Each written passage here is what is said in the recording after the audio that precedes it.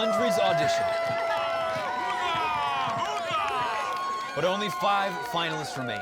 Whose outstanding performance of 18th century music will win the votes of students across the nation?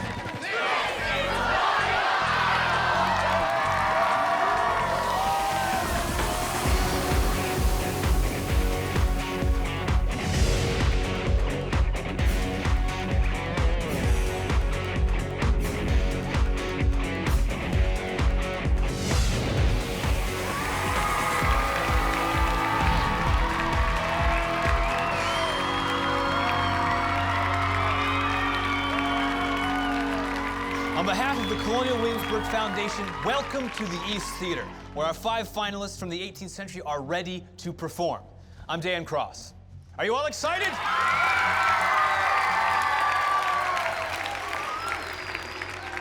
Music has enormous power. It can tell us how people feel, about their struggles and desires.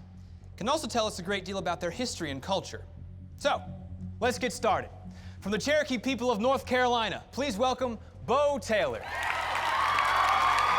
Bo, congratulations for making it to the final of Colonial Idol. Now, I understand you're going to perform the horse dance. Why did you pick this song? The reason I chose the horse dance is because it's an important figure in our culture. It's a symbol of strength. And plus, when I sing and dance it, it just makes me feel good. That's why I want to share it with you today. Well, thank you, Bo. While you get ready to perform, let's take a moment to learn a bit more about you. The horse dance is probably one of our newest dances. If you can actually go back to the 1500s, that's probably where that dance originated. It's a social dance, and what they do is they're like a team of horses, and they mimic the going back and forth, maybe through plowing. Music is very important to the Cherokee because it's more than just noise. It's actually ceremonial. It carries a lot of our stories and our legends and how we saw the world, so it kind of reflects who we are as a people. And I'm glad that my history and culture lives through my songs.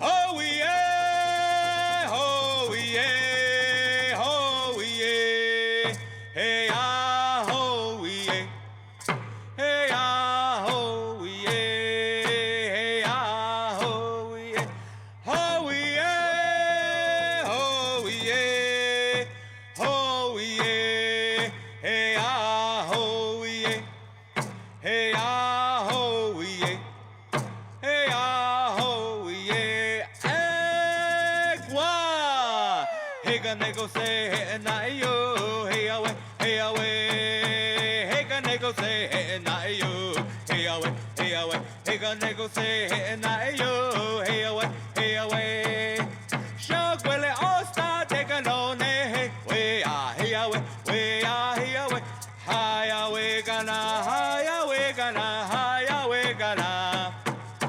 Hey ha ho wah yeah, hi away gana, hi away gana, hi away gana. Hey ha ho wah yeah, oh wah yeah, egwa, woo!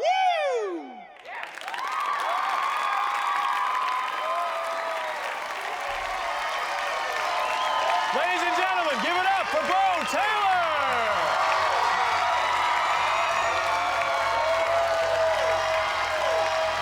And now, I would like to introduce to you our Colonial Idol judges. They are music historian Jane Hanson from the Colonial Williamsburg Foundation, Catherine Preston, music professor at the College of William and Mary, and historian Harvey Bakari from the Colonial Williamsburg Foundation. Judges, what do you have to say about Bo's performance? Well, Bo, the music to this dance makes me feel very connected to the Cherokee peoples. Music, song, and dance are still dynamic cultural expressions for all Native Americans and serve as a way to orally teach knowledge of their people as well as their cultural heritage. Contemporary forms of their music include gospel, bluegrass, and hip-hop. Bo, your performance of the horse dance really reminds me of how important to the Cherokee music is to inspire the community, to inspire them whether to go to war or to have dances that give thanks, and also healing ceremonies. And lastly, it's the dance part that's really important as well, because it helps to socialize, and not just socialize, but also for diplomatic purposes.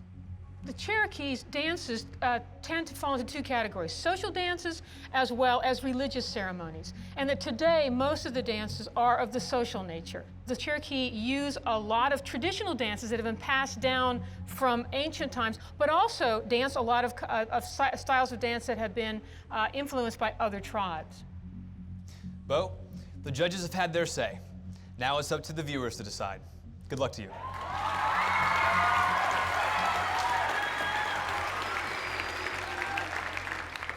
Bo Taylor is one of 5 finalists hoping to be your Colonial Idol.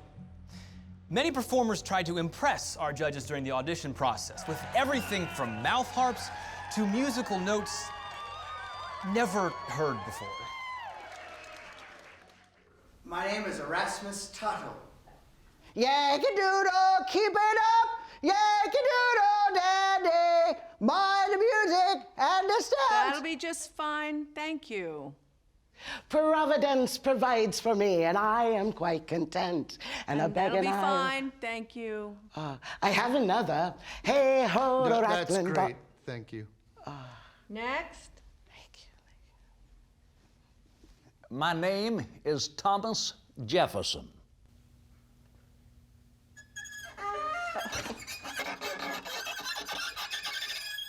Oh, that's. Oh, but good, wait thank till you hear this part. Yes, thank you for your time. Next, please. I spent 3 weeks rehearsing with the cats. They loved it.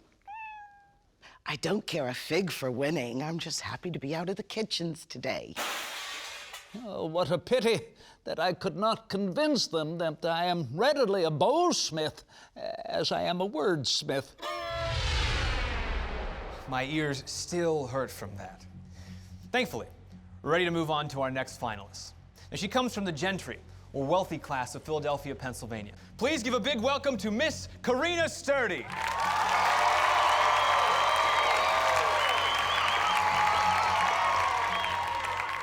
Now, Carina, you're ready to perform Love is a Gentle, Generous Passion. What can you tell us about this song? This song is from a popular play, and I enjoy playing the popular music from London. Carina, please step over to your harpsichord while we take a moment to find out why you and other young ladies in the 18th century would take music lessons. I started playing the harpsichord when I was about 9. My father's position in society allows me to have music lessons, dance lessons, and even to afford a harpsichord. I practice every day, an hour after breakfast and an hour after dinner, but I also play about 1 or 2 nights a week in the evenings with my family. As a young gentlewoman, playing the harpsichord is another accomplishment that I need to help me enter society.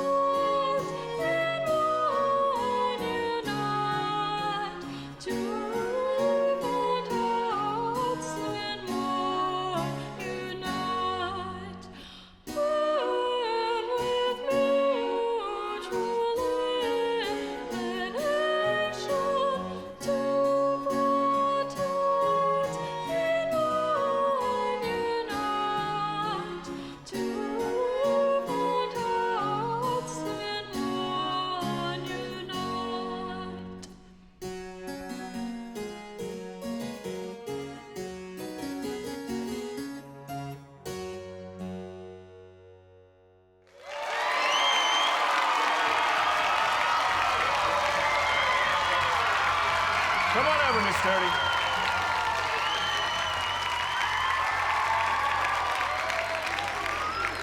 Judges, how did Carina do? She did wonderfully. This is a good example of a popular music from the 18th century. It's music from the theater.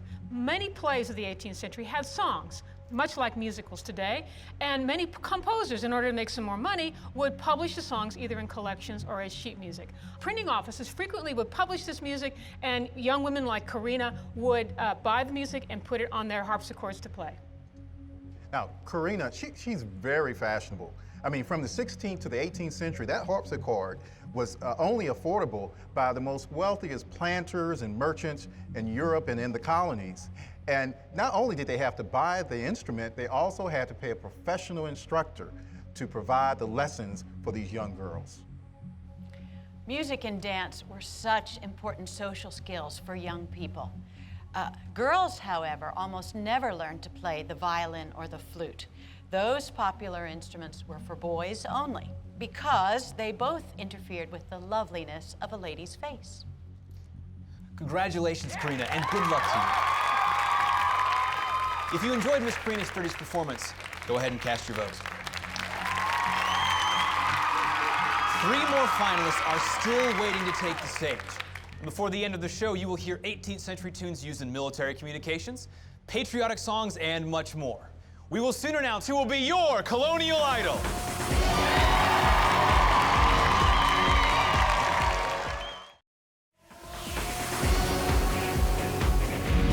Welcome back to the East Theater. I'm Dan Cross, and this is Colonial Idol!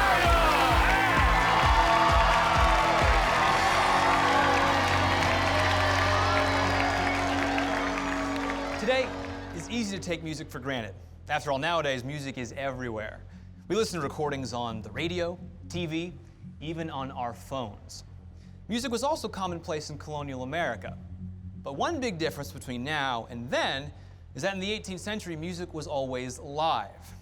Unless you were listening to a performance at a social event or church, you had to play it yourself by learning to play the banjar, the fife, or any other number of instruments.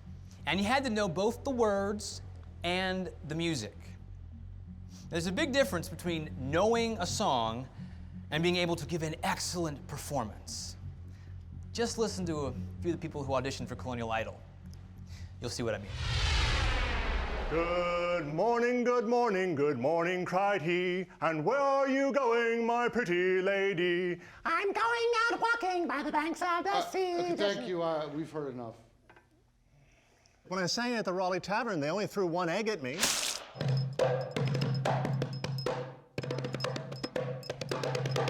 Okay, thank you. Thank you. But I was robbed. We're going to sing The Life and Death of Billy Pringle's Pig. When it was live, it lived in clover. Now that it's dead, that is all. That will be enough. Did we win? Next. Our next contestant certainly knows the song she's going to perform. After all, her mother taught it to her when she was a little girl. She's an enslaved woman from Annapolis, Maryland. Please welcome Venus. Venus, congratulations. You're a finalist on Colonial Idol. You decided to sing Ain't No Grave. Why is this song so special? Because it's special because my mother taught it to me, and it's a promise that one day I'll see her again. Venus, before you begin, let's learn why music is so important to you. I find myself singing when I'm working. Pretty soon I get so caught up in singing that I don't even realize that I'm doing a lot of work. When we get together as family, we'll start singing, teaching songs to the children as a way to show them our ways so they know who they are. I sing because it makes me happy. And my voice is the one thing that I have that's mine. God gave it to me, nobody can take it away, and I can sing as loud and soft as I need to get through a day.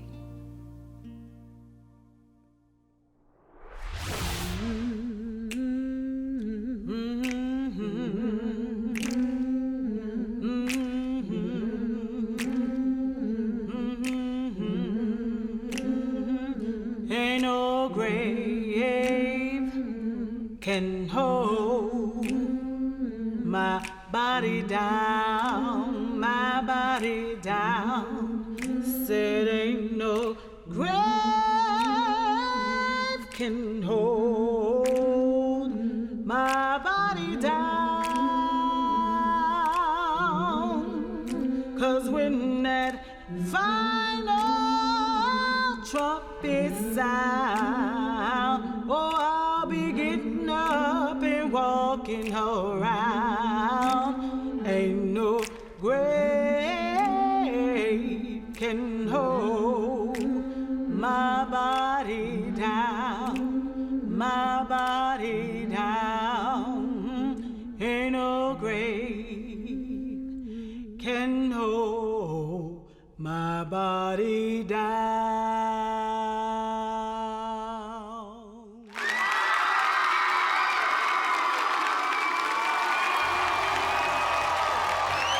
That was Venus and the Annapolis Stars.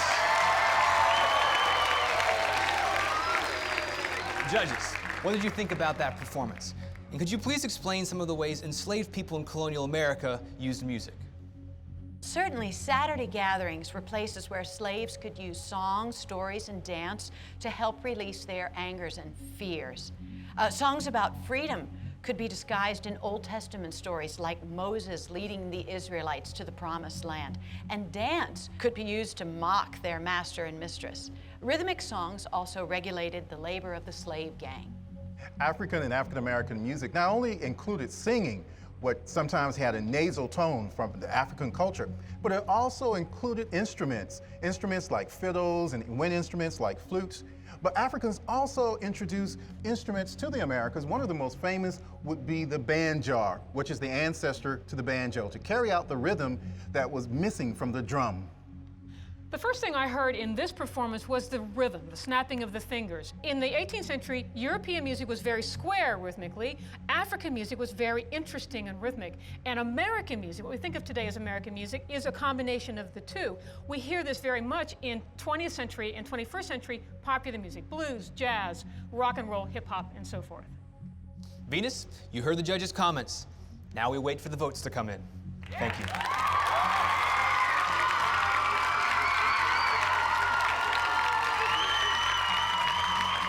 What do you all think about our Colonial Idol finalists?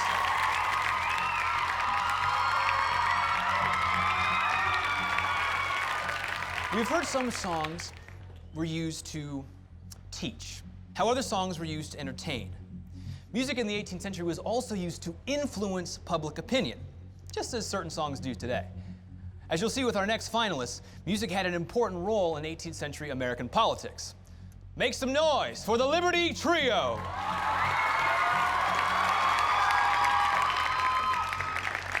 Robert Weathers, Stephen Moore, and Brian Murray, congratulations. You have made it to the finals of Colonial Idol. Now, you call your group the Liberty Trio. Why did you choose that name? Because the tree of liberty is rooted deep in our hearts, and there's 3 of us. As the Liberty Trio gets ready to sing Vain Britons, let's learn more about the political nature of certain 18th century songs. When I was very young, I remember singing psalms in church. I grew up singing while performing menial tasks in order to entertain myself. I prefer to sing liberty songs. We are the Liberty Trio. We enjoy singing songs that are good patriotic American songs, based on liberty, based on the rights and freedoms of the people of these United States. The songs often are set to, well, in a somewhat ironic sense, they're set to old British patriotic songs, such as the British Grenadiers. Vain Britons boast no longer with proud indignity. By land your conquering legions, your matchless strength at sea. Since we, your brave sons, incensed, our swords have girded on. Huzzah, huzzah, huzzah, huzzah for war and Washington. Urged on by North and vengeance, these valiant champions came. Loud bellowing tea and treason, and George was all on flame. Yet sacrilegious as it seems, we rebels still live on, and laugh at all your empty puffs, and so does Washington. Proud France should view with terror, and haughty Spain should fear, while every warlike nation would court alliance here. And George, his minions trembling round, dismounted from his throne, pay homage to America and glorious Washington. Pay homage to America and glorious Washington.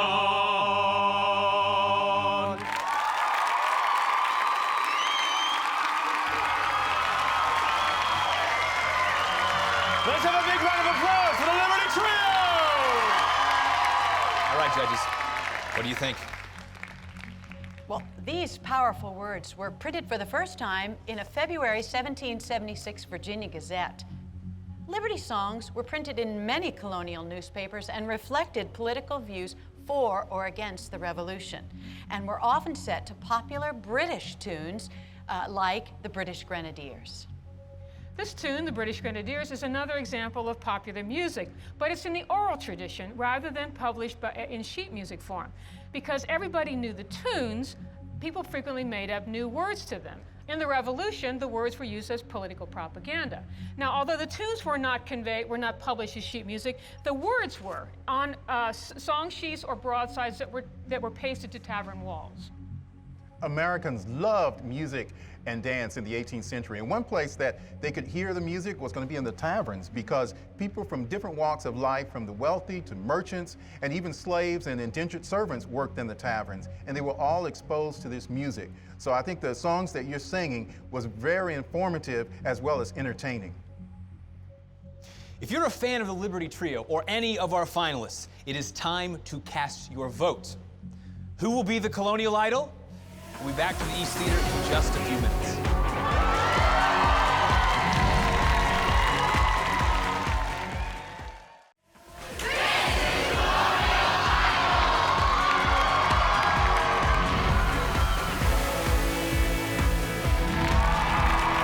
Suspense continues to grow as we get closer to the end of this competition and the search for your Colonial Idol.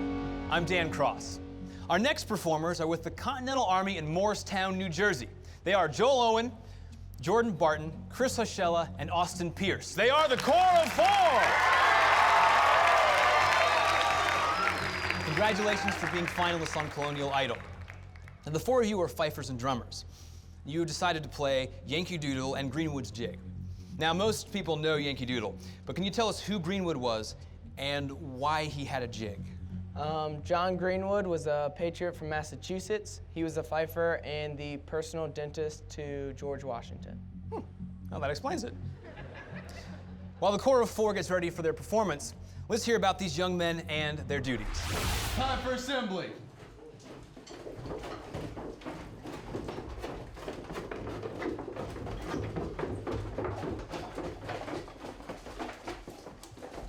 I joined the military when I was about 13. Well, when I was 11, my father joined the Continental Army, and I decided to follow along with him as a fifer. My father is a member of the Continental Army, and my mother is a member of the distaff. I started playing for the military when I was about 12. The first time I was in battle was very nerve-wracking. I just kept playing my drum, I did my duties, I kept the men in line, and I kept morale up. It is hard to concentrate in battle because of the ammunition fire, but I usually just try to focus on my training, and that helps me get through the battle and do my job.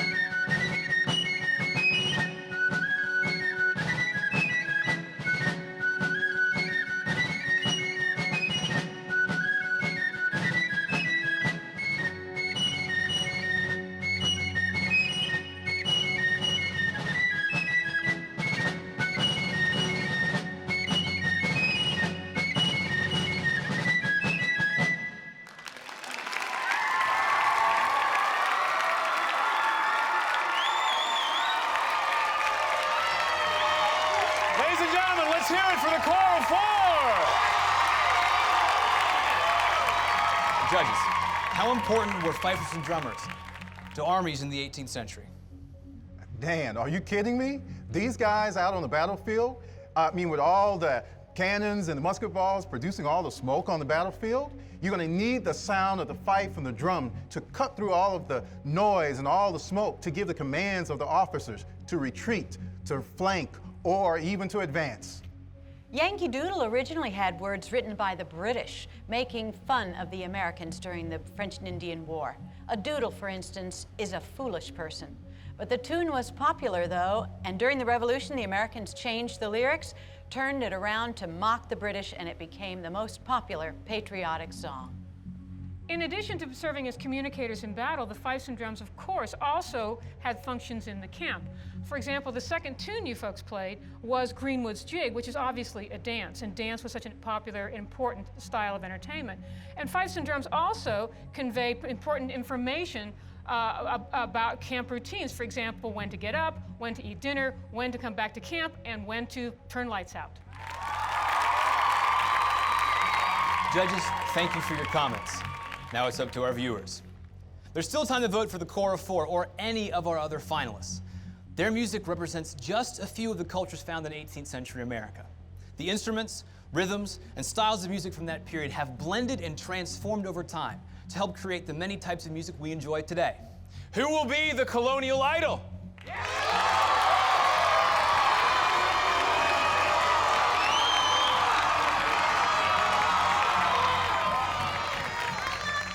We'll find out in a few minutes. Don't go away.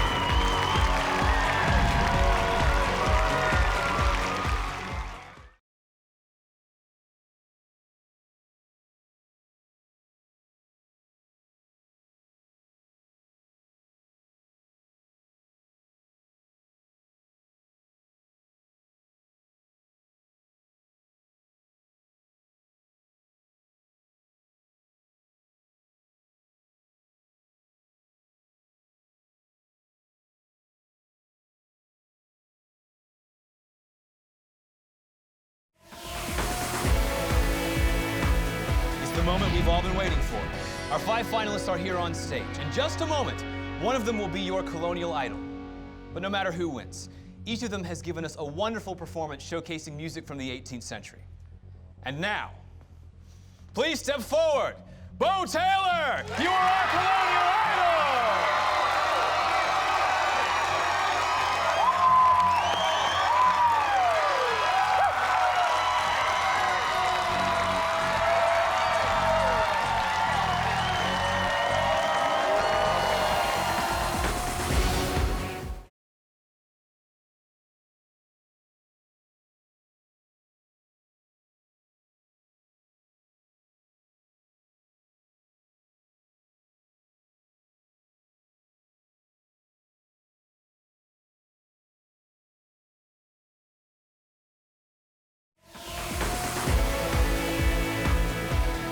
Moment we've all been waiting for. Our 5 finalists are here on stage. In just a moment, one of them will be your Colonial Idol. But no matter who wins, each of them has given a wonderful performance showcasing music from the 18th century. Thank you. And now, please step forward, Miss Carina Sturdy! You are our Colonial Idol!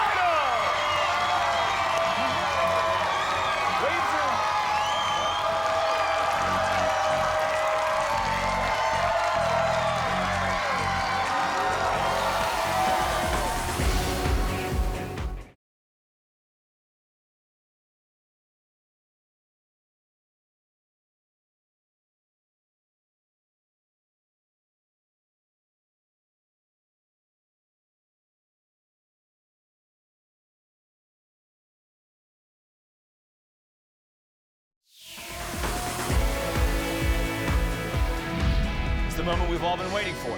Our 5 finalists are here on stage. In just a moment, one of them will be your Colonial Idol. But no matter who wins, each of them has given us a wonderful performance showcasing music from the 18th century. And now, please step forward. Venus, you are our Colonial Idol!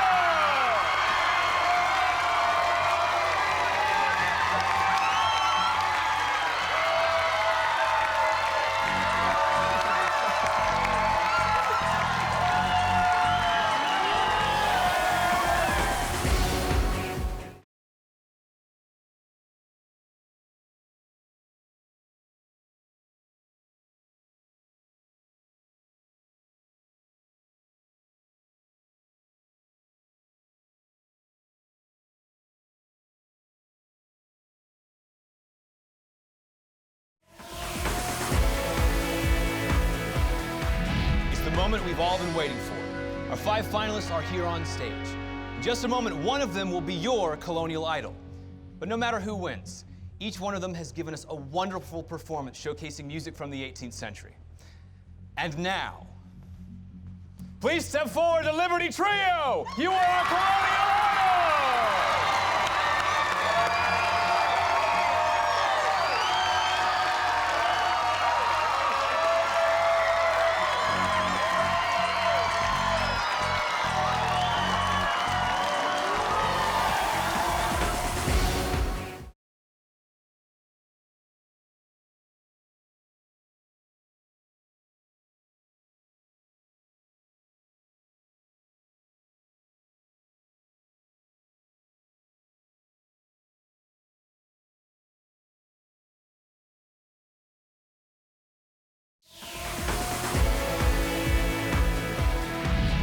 The moment we've all been waiting for.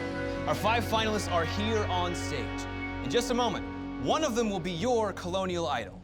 But no matter who wins, each of them has given us a wonderful performance showcasing music from the 18th century. Thank you.